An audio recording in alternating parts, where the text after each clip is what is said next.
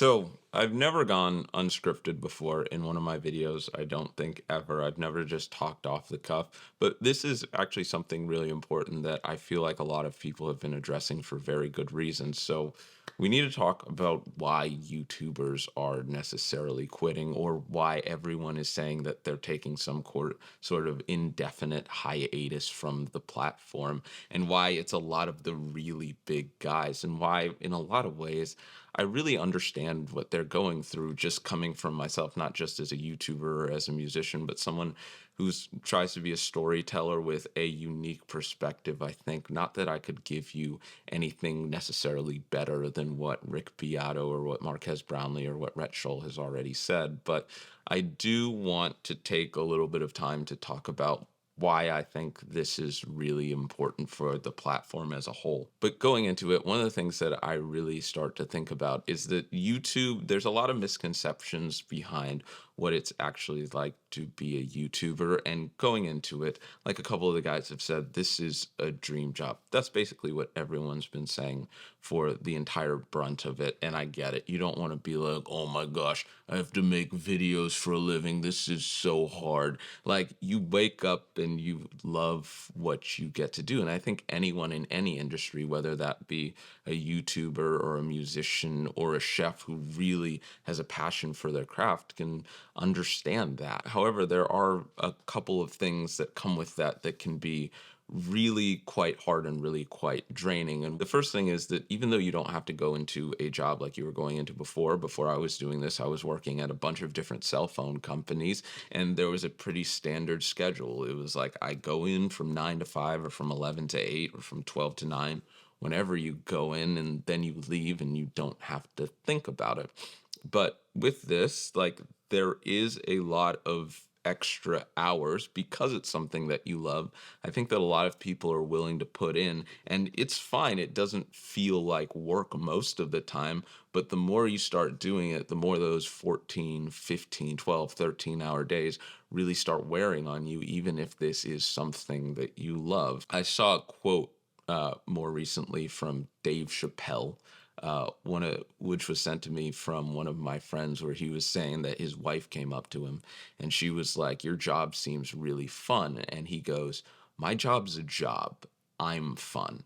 And that kind of really hit me, especially in talking about this, just being myself and being someone who loves being creative. And I literally love doing this. I think if you were to ask me, am I a musician or a YouTuber first, I think at times I would say it's about 50-50, but that doesn't mean that it's not draining at times. And it doesn't mean that some of those 14, 15-hour days don't start to really wear on you, even if it's a project that you really love, that you're really interested in, that you're really passionate about. And when you get to the level of some of these bigger guys who have been talking about why they're quitting, I mean, I have tried my best, and I promise you guys, this is my audience, or as anyone watching this, that I have truly tried my best in giving you a 10 to 15-minute video, in putting as much of the editing experience, camera work, playing the little that I can do into those videos. And that's just a 10-minute thing. When you start to get into the big guns, the big hitters, the swoozies in our industry, like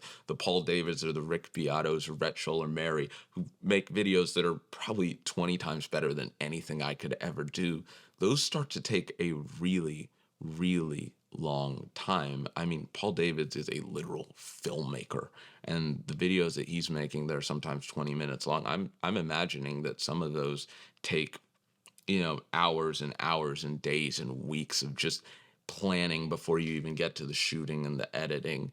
And that can all really add up. Not that I'm saying Paul Davids is quitting or anything. I'm just using him as an example of a YouTuber that's really, really big and really killing it. And when you get to that next level of like the Marquez Brownlees or some of the other guys, or even Matty H, who is one of my favorite videography YouTubers, who just said that he's taking like a hiatus, I think, for a year, it really starts to kind of consume you because it's something that you love so much and you're willing to put every single hour that you need into this. That's really, really difficult. Now, the other thing, which I don't necessarily like to talk about it, just because, not because I feel like I'm above everyone else. I've seen Shelby Church and a bunch of different YouTubers talk about their income and talk about it in ways that are so respectful to both the audience, the person watching, and themselves. And that's something that I don't necessarily feel like I'm really good at. But I don't want to pretend that once this is a job, your income is a thing. And there's this unique balance that you have to try to strike between, okay, am I going to just create videos just because I want to make money and take everything that anyone ever offers? Or am I just going to try and make the highest quality videos possible, make one giant movie per year and never worry about money? Because if I did the latter, then I wouldn't really have a channel. And if I did the former, I would just feel kind of scummy. And it's a really hard balance to strike between making content that I love, that is really great, that the audience can enjoy, and having to not only just rely on sponsorships, which is not a bad thing in any sense, but having to be honest about the fact that, like, there is a business aspect involved. And if you want your channel to continue, you do need to be at least cognizant, is that you need to be conscious of what is happening. For example, for my channel, there are a lot of guitars that I'd like to show off that I haven't been able to get from certain places. There, I'm like, should I just go out and buy that guitar for the content? Where it's like, well, I can't really afford that guitar. So there is a business aspect involved, and that can get really overwhelming at times. One of the things that I have noticed that I miss a lot from my old jobs working at different cell phone companies, which I hated for the most part. I was really grateful once YouTube started to happen and once people started to watch these videos, but there was that consistency of a paycheck coming every single week, and you knew exactly how much was going to be in there. You knew exactly how much you were getting. There's definitely, like I said, a temptation in those moments to be like, okay, if this is how much it takes, why don't I just do the least fulfilling thing and just start going all in on this for the money? But then you realize the other way around. That's not why you got into this for. You didn't get into YouTube. You didn't start posting for me when I started making like really early comedy videos that aren't even on any channel anymore in 10th or 11th grade. It wasn't for the money, but I can't pretend that that doesn't matter now. And I'm talking about this as a guy who's a single man who lives alone. Like, a lot of these dudes, a lot of the bigger dudes, I'm not sure about Tom Scott or Marquez Brownlee's like personal lives or anything, but a lot of these bigger dudes, they have families to take care of. And a lot of these big hitters, they have families, they have spouses, they have like bigger things than I do, just making videos in my apartment that really, really matter. And if they're just going to come here and pretend like business doesn't matter, not that it's the number one thing, that can get exhausting on top of the hours of you're putting in just to make the videos. Man, that can be a lot. And I can get it. I can really understand it if that gets overwhelming. And then the last thing, which I think is probably the most important of literally all of this, is that a lot of YouTubers don't talk about, that goes kind of into what the business thing that I was just talking about, is that when you're a YouTuber, when you're doing this for a living, you're kind of a jack of all trades. Like, there's this, I think, myth among a lot of people, along with the editing, not just that it doesn't take 10 minutes to make a 10-minute video. I mean, a 10-minute video, like I said before, takes tens and tens, sometimes even 100 hours of work. But when you become a YouTuber, which is one of the weirdest words to say, you're not just a video maker and a video editor. You have to come up with ideas. You have to be a student and you have to do a lot of research. You're a business manager. You're negotiating with people. You're finding people to collaborate with. And some of those jobs, there are days and days and days where you got into this to create, where you haven't been able to create for 2 or 3 days. And there is something that goes along with that in wanting to do the best for people, which I guess is what the whole point of this is and why I've mentioned that with every point. But in wanting to really really succeed at all parts of this, knowing that if one part of this business fails, then pretty much everything can't compute. That's something that takes a lot of getting used to. And even with the most beloved YouTubers, I'm sure the higher you get in scale, once you hit that million, 10 million subscriber mark, you're not just having to work for yourself.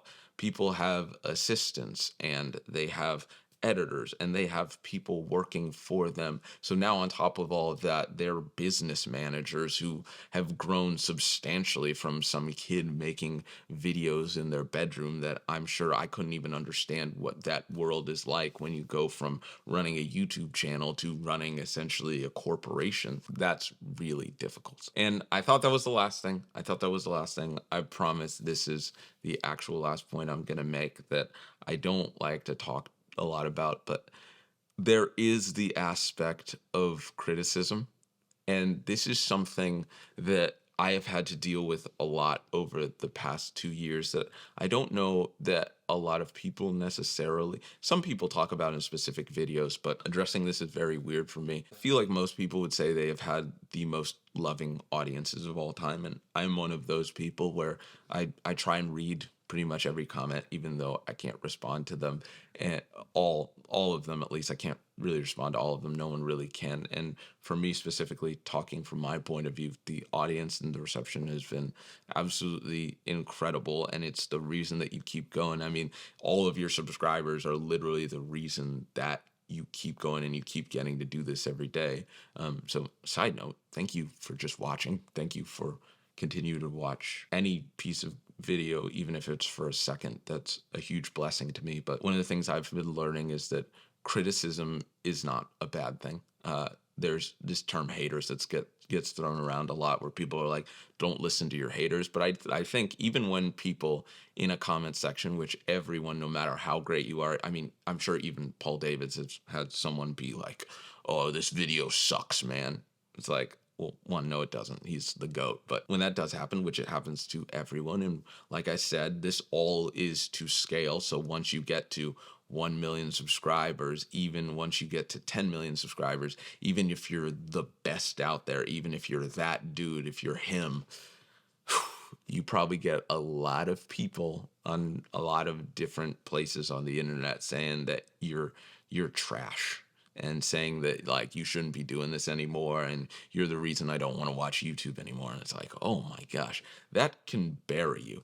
And it really is true that sometimes, not every day, sometimes you'd have 100 or 99 really great comments telling you how awesome what you're doing is, and one bad comment, and you think to yourself, man, maybe I should quit. And you get that over years and years and years.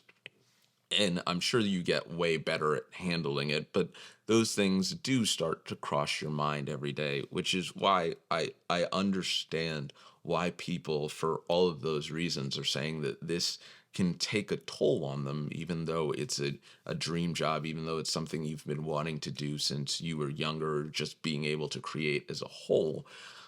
There are some things about this career, there are some things about any career that make it really difficult to deal with, and that make it, sometimes not seem like the perfect world that you originally thought it was. And I'm a big advocate for YouTube as a platform. It has allowed me to not just be a guitar player, which is something that I've wanted to be for the past 10 years since I initially picked up the instrument, but it allows you to express yourself in a creative fashion that I don't know if any other platform, specifically with long form content outside of like Spotify podcasts, really allows you to do. I mean, I've found passions and hobbies not only did I not like beforehand, but I never thought I would be interested in, like videography and cinematography, that have become equally as fun and as interesting and as necessary for storytelling for me as guitar work. So I'm not ragging on any creators that are quitting, is basically what I'm saying. And what I'm saying is that I understand. I understand why someone would want to take a break, especially I myself have considered every once in a while taking a day off or taking two off, because I do love doing this. And even though it's work, it is fun. But once you get to that level, once you get to that scale, I 100% understand why they need breaks, because everyone needs break from what they're doing. I mean, touring musician was once my dream job. That was the dream job, playing guitar for somebody. I'm sure even if I was doing that every once in a while, once you're on the road for 350 days a year, you're just like, give me a week. And you put that to scale once you've been doing YouTube for 10 years. I'm sure you're like, let me take a year off. But I just wanted to go off here, to go off the cuff, no talking about guitars for a second, just to really talk about something in a way unscripted like this, that is not guitar related, that is not storytelling related. I guess it kind of is, but it's really popping up right now that I think is really important for the platform. But let me know what you think in the comments. Let me know if you've started a YouTube channel, or what you think about, some of your favorite creators, or some of our favorite creators as a whole, that have been quitting or taking indefinite breaks. And let me know if you like unscripted talking, or if we should just try and do more videos like this, or I don't know. Just let me know, guys. Genuinely, I really hope you all have great days. So yeah.